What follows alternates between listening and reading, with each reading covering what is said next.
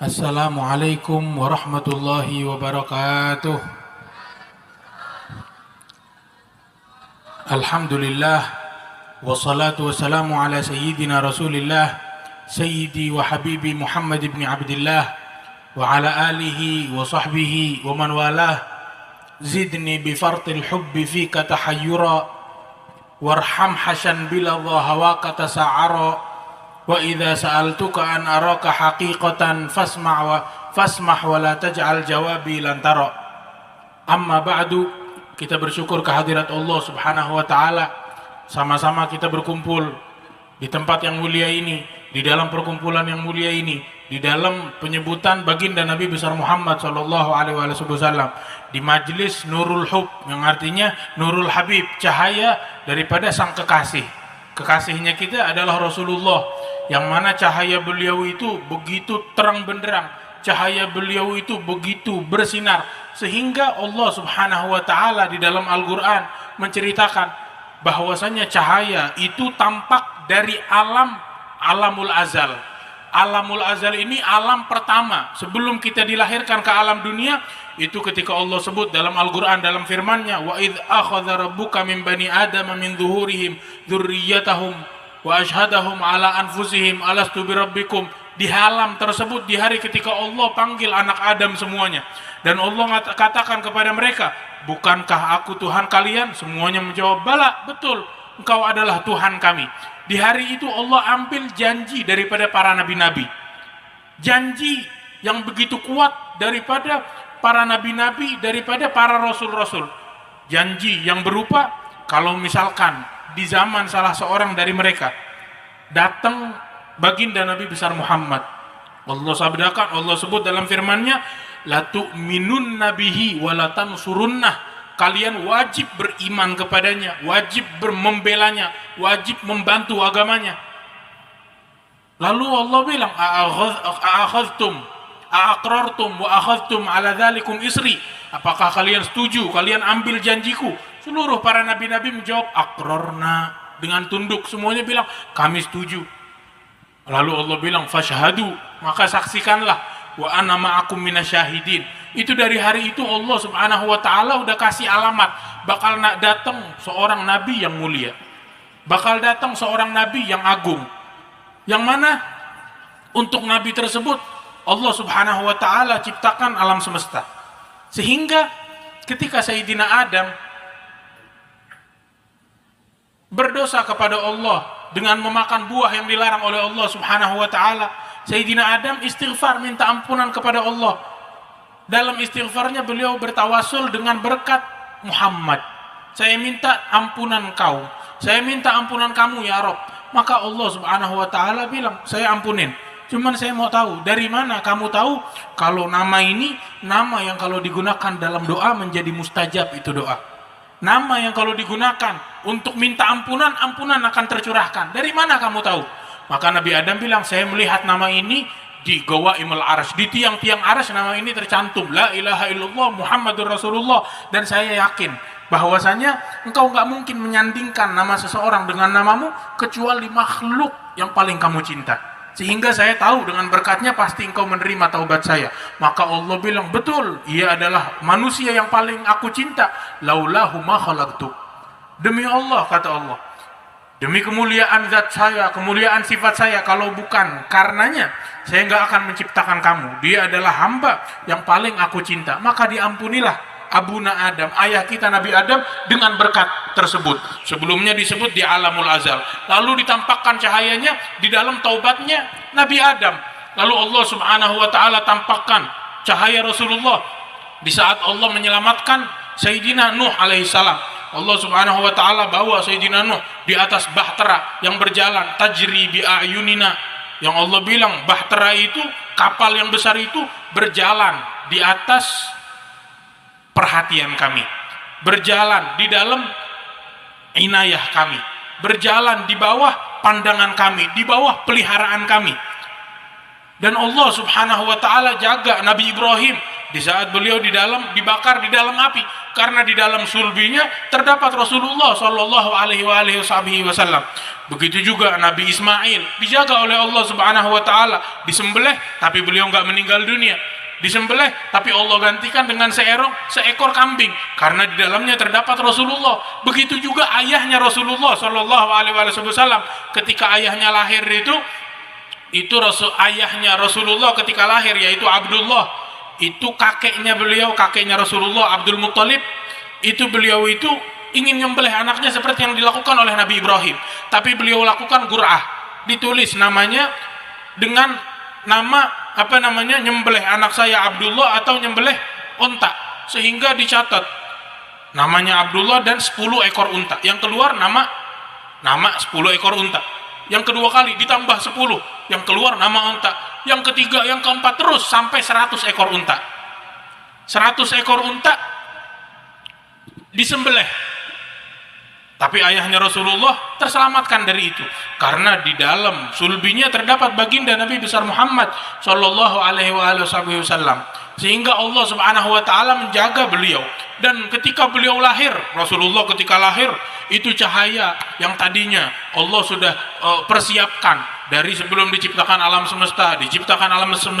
Itu alam semesta diciptakan, kata para ulama, daripada cahayanya Rasulullah, diciptakan daripada nurul habib, daripada cahaya kekasihnya kita, daripada cahaya baginda Nabi besar Muhammad, sehingga diciptakan arsy, diciptakan kursi, diciptakan 7 lapis langit, diciptakan lautan, diciptakan 7 lapis bumi, diciptakan planet-planet, bintang-bintang, semua diciptakan daripada cahaya baginda Nabi besar Muhammad Shallallahu Alaihi Wasallam. Dan Allah Subhanahu Wa Taala di hari kelahiran beliau memerdekakan cahayanya, sehingga cahaya yang tadinya hanya terdengar oleh beberapa telinga, yang diketahui oleh beberapa orang yang khusus, Allah pancarkan ke muka bumi. Api yang tadi ada di Persia disembah selama sekian puluh abad, dalam sesaat padam. Berhala yang ada di kerajaan, di istana Raja Romawi itu berjatuhan. Orang-orang kaget, ada apa ini? Apa yang terjadi? Begitu juga sungai yang ada di suatu negeri, wasa'a sawata'an ghadat buhairatuha, itu dia punya sungai yang biasanya dipakai untuk minum dan lain sebagainya, itu surut. Dan itu hal yang gak mungkin terjadi, boleh dikatakan fenomena atau keajaiban dunia. Apa yang terjadi di hari ini, kok bisa ada sekian kejadian besar yang habis? Makhluk-makhluk yang dituhankan selain Allah hancur, api yang disembah hancur, berhala, sungai dan lain sebagainya hancur, semuanya habis. Syaitan pun dalam alamnya syaitan itu, alamnya jin, mereka punya alam tersendiri, dan mereka itu suka istiraqi sama, maling apa yang mereka dengar dari langit. Tapi ketika dilahirkan Rasulullah, mereka berusaha udah nggak bisa lagi. Setiap mereka berusaha untuk mendengar, maling ucapan, bisa dengar sesuatu, ntar disampaikan kepada manusia yang dekat dengan mereka, sehingga seakan-akan manusia itu bakalan tahu masa depan. Padahal itu jinnya ngambil, nyuri pendengaran dari langit. Tapi di saat Rasulullah lahir udah nggak bisa lagi. Allah Subhanahu Wa Taala jadikan kejadian yang menakjubkan semuanya dalam satu saat. Di waktu subuh, ketika Rasulullah dilahirkan, Rasulullah lahir itu di waktu subuh. Waktu subuh itu gelap gulita, waktu malam identik dengan kegelapan.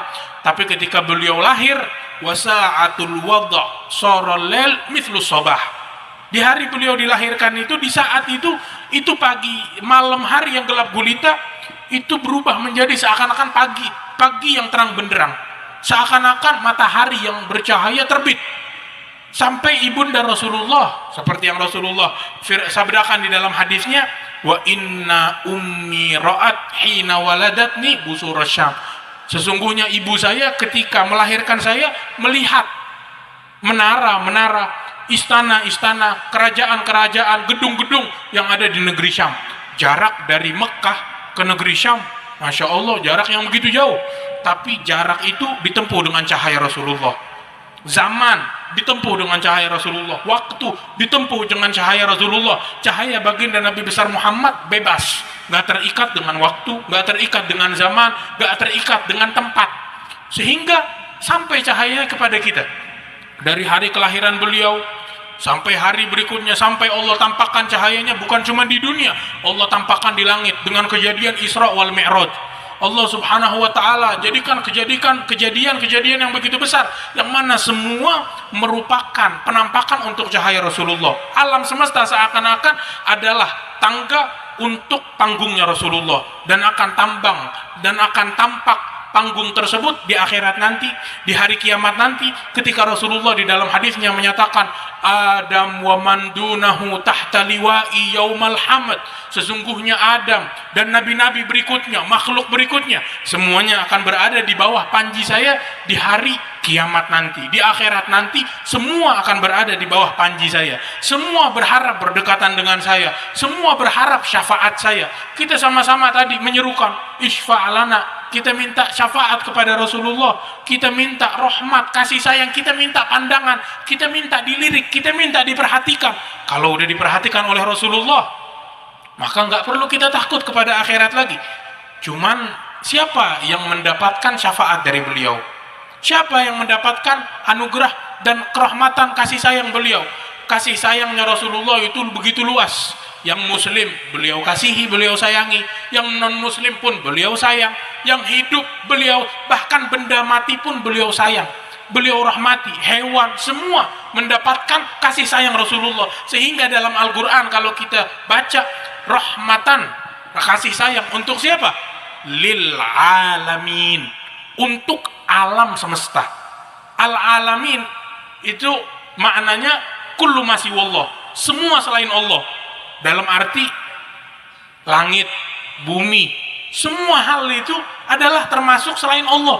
Itu semua mendapatkan rahmah dan kasih sayang, punya bagiannya masing-masing daripada baginda Nabi besar Muhammad SAW. Sehingga beliau, Rasulullah itu dalam peperangannya, beliau bilang, pohon yang berdiri jangan ditumbangkan, orang yang udah kabur jangan dikejar.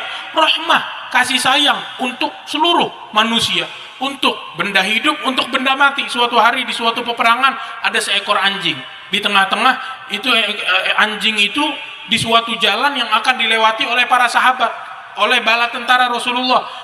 Itu anjing lagi menyusui, maka Rasulullah perintahkan satu sahabat berdiri di sini, jagain ini anjing, jagain jangan sampai dia ketakutan. Sampai akhirnya itu tentara terbelah menjadi dua dan kembali lagi. Untuk siapa? Demi siapa? Demi seekor anjing. Rasulullah sampai begitunya. Dan bahkan kepada benda mati. Itu suatu hari sebagaimana diriwayatkan oleh para muhaddisin bahwasanya ketika Rasulullah berkhutbah di suatu mimbar yang baru, itu beliau punya mimbar yang lama, terdengar suara tangisan yang begitu keras sampai sahabat itu bilang, sampai kita terganggu. Kata para sahabat, terganggu Rasulullah lagi khutbah, tiba-tiba ada suatu cekikan yang kuat dari mimbar yang sebelumnya. Akhirnya Rasulullah turun dari mimbarnya. Beliau lagi khutbah turun. Beliau turun 1 langkah, 2 langkah, 3 langkah. Beliau datengin mimbar yang lama, beliau deketin, beliau bisikan, beliau elus, beliau sentuh sampai terdiam sampai selesai suara tangisannya. Lalu Rasulullah lanjutkan khutbahnya. Berdiri kembali melanjutkan khutbahnya. Setelah itu beliau bilang, laulam af'al hakadha lama bagian ila yaumil qiyamah atau kama qala Rasulullah. Itu beliau bilang, kalau misalkan saya nggak melakukan ini kepada mimbar ini, dia bakal terus terdengar suara tangisannya sampai hari kiamat. Tapi saya bisikan dan saya katakan bahwasanya tenang aja, kamu akan menjadi mimbar untukku di hari kiamat nanti. Sehingga ini mimbarnya yang lama jadi bahagia. Rasulullah turun dari tempat khutbahnya, dari mimbarnya untuk apa? Untuk sepotong kayu, untuk sebuah kayu yang mana kayu ini dia nggak punya hati. Kayu ini Allah ciptakan nggak punya hati, punya kehidupan, tapi kayu yang udah kering nggak punya kehidupan. Akan tetapi cahaya dari Rasulullah menghidupkan benda yang mati. Cahaya daripada Nabi besar Muhammad, orang yang nggak punya hati, hewan, manusia itu menjadi memiliki hati, memiliki kecintaan kepada beliau. Sehingga akhirnya Allah Subhanahu wa ta'ala jadikan Rasulullah yang mana itu beliau udah sampai ke Sidratul Muntaha, sampai ke langit pertama, langit kedua, makhluk yang paling mulia di sisi Allah. Makhluk selain beliau yang paling mulia, gak ada yang sampai ke langit pertama. Selain Rasulullah, nggak ada yang sampai ke langit pertama, langit berikutnya. Tapi Rasulullah Shallallahu Alaihi Wasallam, Allah sampaikan sampai ke Sidratul Muntaha, lebih dekat dari itu, sampai menjumpai Allah Subhanahu Wa Taala, berbicara dengan Allah Subhanahu Wa Taala. Allah tampakkan penampakan keagungan yang begitu hebat untuk baginda Nabi besar Muhammad. Lalu Allah Subhanahu Wa Taala jadikan beliau turun, makhluk yang mulia ini turun dari atas mimbar untuk apa? Untuk kayu. Nah terus kira-kira kalau kita manusia, kita jujur kepada Rasulullah, kita rindu dengan sungguh-sungguh, kira-kira Rasulullah bakal jawab panggilan kita atau enggak?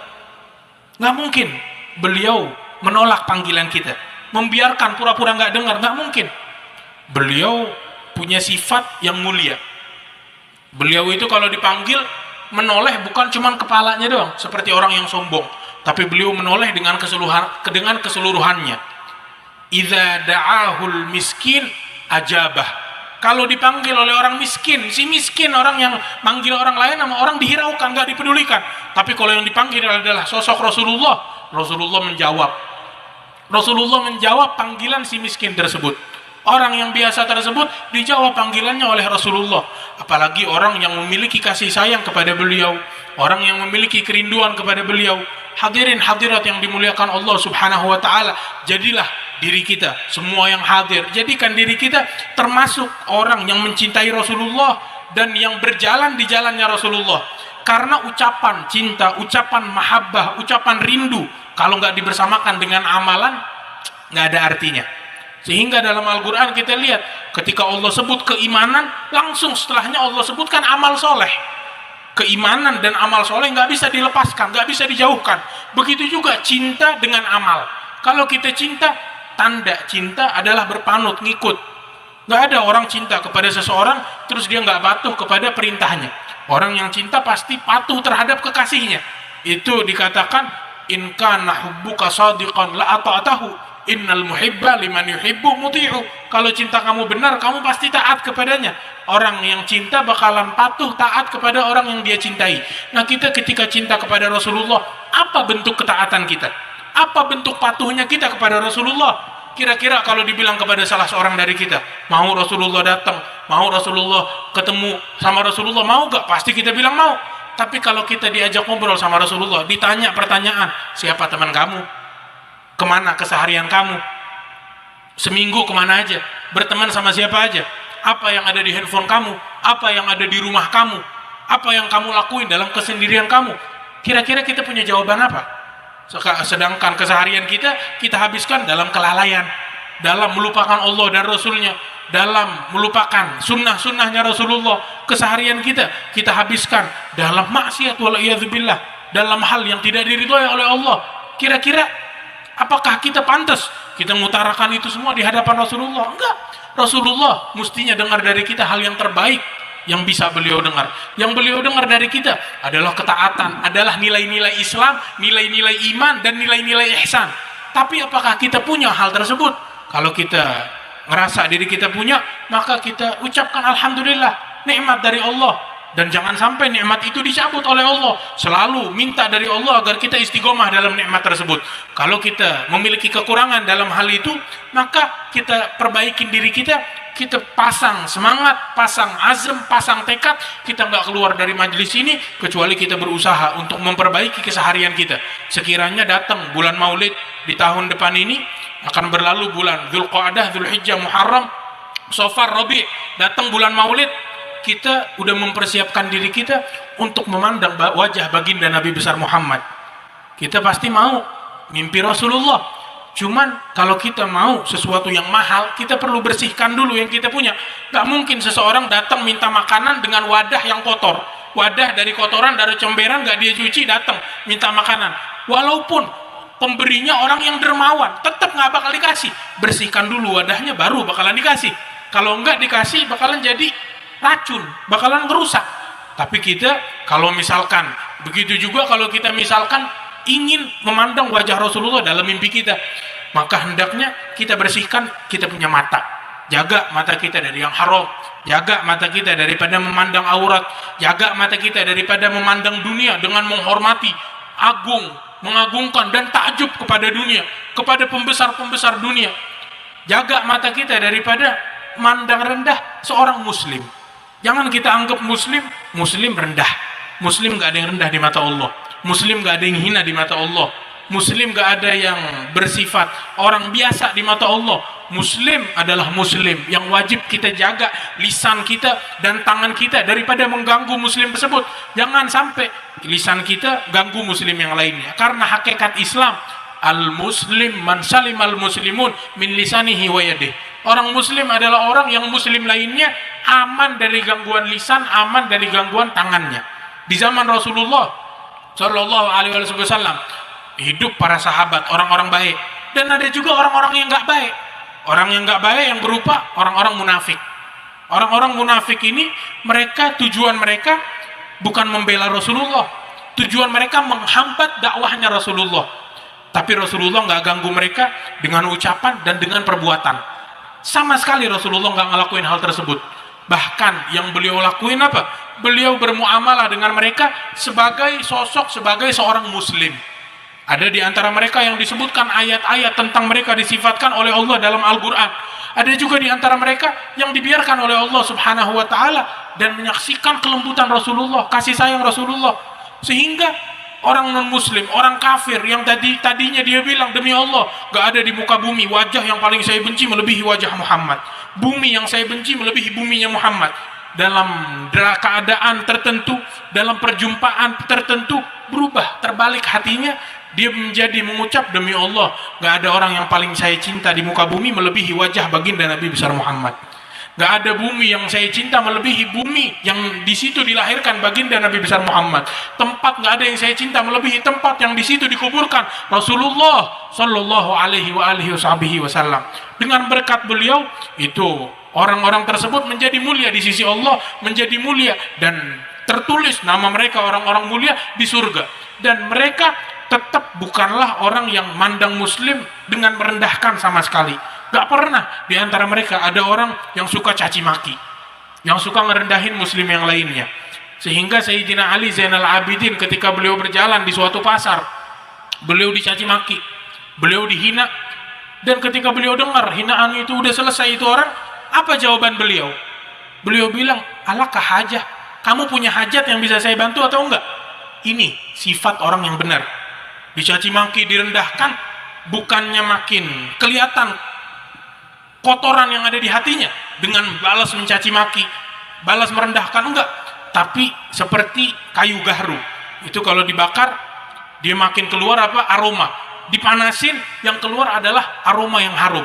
Laula isti'alun nari fima jawarat maka na yu'rafu tibu arfil udi. Dan kalau bukan karena api yang dekat dengan kayu tersebut, nggak bakal kecium aromanya. Begitu juga akabir, orang-orang hebat.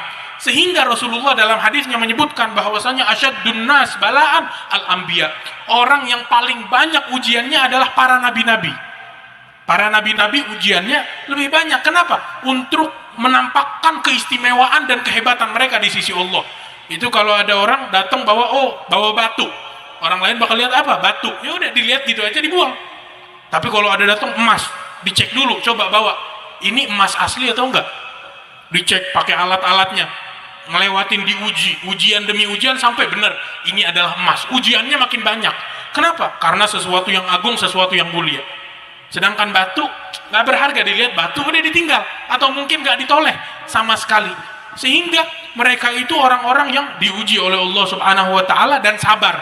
Dan disitulah Allah jadikan mereka para a'immah dengan kesabarannya mereka. Di dalam Al-Quran Allah berfirman, wa ja'alnahum a'immatan yahduna bi amrina. Kami jadikan mereka para a'immah, para imam-imam yang mana memberikan petunjuk dengan perintah kami, dengan izin kami. Kapan Allah jadikan mereka a'immah? Lamma sobaru, ketika mereka bersabar. Ketika mereka bersabar di dalam apa? Di dalam menanggapi musibah yang ditujukan kepada mereka, baik musibah yang dicatat oleh Allah dari terdahulu atau musibah yang datang dari mulut orang, dari gangguan orang, mereka sabar akan hal tersebut. Dengan itu mereka menjadi muslim yang sejati, menjadi mukmin yang sejati. Maka hadirin hadirat yang dimuliakan Allah Subhanahu wa Ta'ala, hendaknya kita jaga lisan, jaga telinga, jaga mata, jaga anggota tubuh kita dari yang haram. Dengan itu kita bisa dari diri kita terpancar cahayanya Rasulullah. Orang lain pun melihat kita bakal lihat ini orang nggak sama kayak orang biasa. Ini orang beda, cara jalannya beda. Jalannya lebih banyak melihat ke bumi daripada melihat ke langit. Seperti baginda Nabi besar Muhammad, nazaruhu ilal ard aqwal min nazarihi ila sama, lebih banyak mandang ke bawah daripada mandang ke langit. Lebih banyak mandang ke bumi daripada mandang ke atas. Itulah akhlaknya beliau. Dan beliau itu Rasulullah, cara jalannya punya sifat cara jalan sendiri. Beliau kalau ketemu orang, beliau memulai orang yang beliau jumpai dengan salam, dengan mengucapkan salam duluan. Beliau itu gak dilihat oleh seseorang daripada sahabatnya, gak tatapan mata kecuali senyum kepada sahabatnya, senyum kepada orang yang melihat beliau. Dan beliau punya sifat-sifat agung, sifat-sifat mulia yang lainnya yang beliau sebutkan di dalam hadis-hadisnya yang bisa kita baca, yang bisa kita telaah. Maka hendaknya itu menjadi pedoman kita. Jangan kita bentuk cinta kita kepada Rasulullah hanya sebatas hadir maulid, duduk di maulid 1 jam, 2 jam, 3 jam, ya Allah seharian, terus besokannya lupa sama Rasulullah. Besokannya makan pakai tangan kiri, besokannya minum sambil berdiri, besokannya ngangkat suara di jalanan, lupa bahwasanya Allah suka dari orang yang memiliki sifat sakinah wal waqar, tenang, tunduk kepada Allah Subhanahu wa taala, tampak dari wajahnya wibawa agama yang dibawa di dalamnya, wibawa nabi yang dia panuti, wibawa nabi yang menjadi pedoman dia kesehariannya, melupakan hal itu. Tapi orang yang muslim mukmin sejati yang bersifat dengan sifat Rasulullah sallallahu alaihi wasallam dalam muamalah bergaul dengan orang-orang yang ada di sekelilingnya, baik hal yang baik atau hal yang buruk menimpanya, itu akan menjadi kebaikan. Sehingga Rasulullah dalam hadisnya beliau bersabda, ajaban li amril mu'min in asabathu as-sarra syakar wa in asabathu dharra sabar. Menakjubkan keadaan seorang mukmin, keadaan seorang muslim, kalau dia dapat nikmat yang membahagiakannya, dia bersyukur. Kalau dia dapat bala musibah, dia bersabar. Dalam 2 keadaan, keadaannya diangkat oleh Allah Subhanahu wa taala. Hadirin-hadirat yang dimuliakan Allah, terakhir ketahuilah, Allah enggak ngasih kita nikmat kecuali Allah pengen bahagiain kita. Dan Allah enggak cabut suatu kenikmatan dari kita kecuali Allah pengen ngasih balasan kepada kita. Jadi kita sebenarnya ketika dapat nikmat, ketika nikmat dicabut, dapat 2 kebaikan. Dikasih nikmat, kita syukur, kita bahagia, dapat suatu nikmat. Ketika nikmat dicabut, kita sabar, Allah kasih pahala. Allah balaskan nikmat yang dicabut dengan pahala. Enggak Allah sia-siakan begitu aja. Allah balaskan dengan pahala. Sehingga kita ngumpul sama-sama di sini. Kita punya nikmat ini, jangan kita sia-siakan nikmat ini, jangan kita biarkan nikmatnya cuma sebatas di majelis saja. Keluar dari majelis kita lalai lagi. Tapi berpegang teguhlah dengan nikmat yang Allah berikan kepada kita. Dengan itu Allah Subhanahu wa taala akan menambahkan nikmatnya kita. Kita enggak ada yang pantas untuk dapat nikmat Allah, enggak ada yang pantas untuk dapat syafaat Rasulullah. Tapi syafaat Rasulullah luas, gak mengharamkan siapapun, gak ada yang terharamkan dari syafaat dan juga rahmatnya. Ampunan Allah begitu luas sehingga di dalam syair disebutkan, ana mudhnibun, ana mukhtiun, ana asi. Saya pendosa, saya orang yang banyak salah, dan saya orang yang ahli maksiat. Huwa ghafirun, huwa rahimun, huwa kafi. Ia adalah Allah yang maha pengampun, yang maha pemilik kasih sayang, yang maha mencukupi. 3 sifat jelek kita dihadapkan dengan 3 sifat mulia Allah. Qabaltuhunna salasatan bisalasatin wala taghliban awsafuhu awsafi. Saya hadapkan 3 sifat agung Allah dengan 3 sifat saya, dan saya dapatkan ampunan Allah mengalahkan dosa-dosa saya. Saya dapatkan kecukupan yang Allah berikan mengalahkan kebutuhan saya. Saya dapatkan sifat-sifat mulia Allah ngalahin sifat-sifat saya, sehingga sekalipun orang itu gak pantas, selama dia berharap, dia bersihkan hatinya, Allah Subhanahu wa taala bakal berikan dia. Insya Allah kita pulang dari majelis ini, kita membawa manfaat yang begitu besar. Insya Allah kita yang pulang, yang punya dosa, diampuni dosa-dosanya, yang sakit disembuhkan penyakitnya, dan semoga Allah Subhanahu wa taala curahkan kepada semua yang hadir pandangan dari Allah Subhanahu wa taala yang memperbaiki keadaan kita, memberikan cahaya ke dalam hati kita, ke dalam rumah tangga kita, ke dalam tongkrongan kita, dan semoga Allah Subhanahu wa taala berikan manfaat dengan berkat majelis Nurul Habib ini. Dan juga Gus Ragil, Allah Subhanahu wa taala berikan taufik untuk menyebarkan kebaikan dakwahnya Rasulullah, disampaikan di seluruh penjuru negeri kita, di seluruh kota-kota, di seluruh kampung-kampung dan kabupaten yang ada di sekeliling kita. Dan juga Allah Subhanahu wa taala jaga para pemimpin-pemimpin kita. Masya Allah, tadi yang hadir para pejabat, hadir para ulama, para habaib, para kiai, para asatid, keamanan, kepolisian dan lain sebagainya, semuanya hadir, nikmat dari Allah Subhanahu wa taala. Tinggal kita jaga nikmat ini, dan kita harus tahu tujuan dibangun majelis ini adalah terbangun hubungan antara kita dengan Rasulullah. Bahasanya itu kita dapat nomor teleponnya. Tinggal apa? Udah dapat nomor telepon terus pulang lupain? Enggak.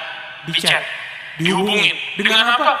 Memperbanyak sholawat, memperbaiki sholat, dengan birrul walidain, taat kepada orang tua, dengan nilai-nilai keimanan. Itu memperkuat hubungan kita dengan Rasulullah. Dan yang jangan kita lupakan, ketika kita ngamalin setiap amalan, bayangin bahwasanya Rasulullah dulu ngamalinnya begitu. Kita minum bukan sunnah, tapi kita bayangin Rasulullah dulu kekasih saya cara minumnya 3 kali teguk. Minum baca basmalah, selesai minum baca hamdalah. Dengan itu Rasulullah bakalan ada dalam keseharian kita, dan akan tampak secara hakikat makna firman Allah, wa'alamu anna fikum Rasulullah. Ketahuilah di antara kalian terdapat Rasulullah. Insya Allah Allah Subhanahu wa taala hidupkan akhlaknya beliau pada diri kita. Allah Subhanahu wa taala jadikan anak-anak kita, kerabat kita, saudara kita sebagai orang-orang yang diridhoi oleh baginda Nabi besar Muhammad sallallahu alaihi wasallam. Dan Allah Subhanahu wa taala makmurkan majelis ini. Allah Subhanahu wa taala makmurkan negeri kita, dan Allah Subhanahu wa taala rahmati para pendahulu kita. Allah turunkan ke dalam kuburan mereka ar-roha war-rihan, dijadikan kuburan mereka sebagai taman daripada taman-taman surga. Kerabat kita yang baru meninggal dunia, yang meninggal dunia sudah lama, Allah Subhanahu wa taala sisihkan pandangan dan anugerah yang Allah curahkan di majelis ini ke dalam kuburan-kuburan mereka. Dan semoga Allah Subhanahu wa taala angkat derajat mereka di sisi Allah Subhanahu wa taala, dan dikumpulkan kita bersama mereka, bersama gerbong orang-orang soleh, bersama para tabi'in, para sahabat, bersama para anbiya wal mursalin, para syuhada, para siddiqin, para sholihin, wa hasbuna ulaika rafiqa. Dzalikal fadlu min Allah wa kafa billahi alima. Allahumma inna nas'aluka sihhatan fit taqwa wa tula umrin fi husni amal wa rizqan wasi'an la tu'adzibna alaih. Ini dari saya, kurang lebihnya mohon maaf. Wassalamualaikum warahmatullahi wabarakatuh.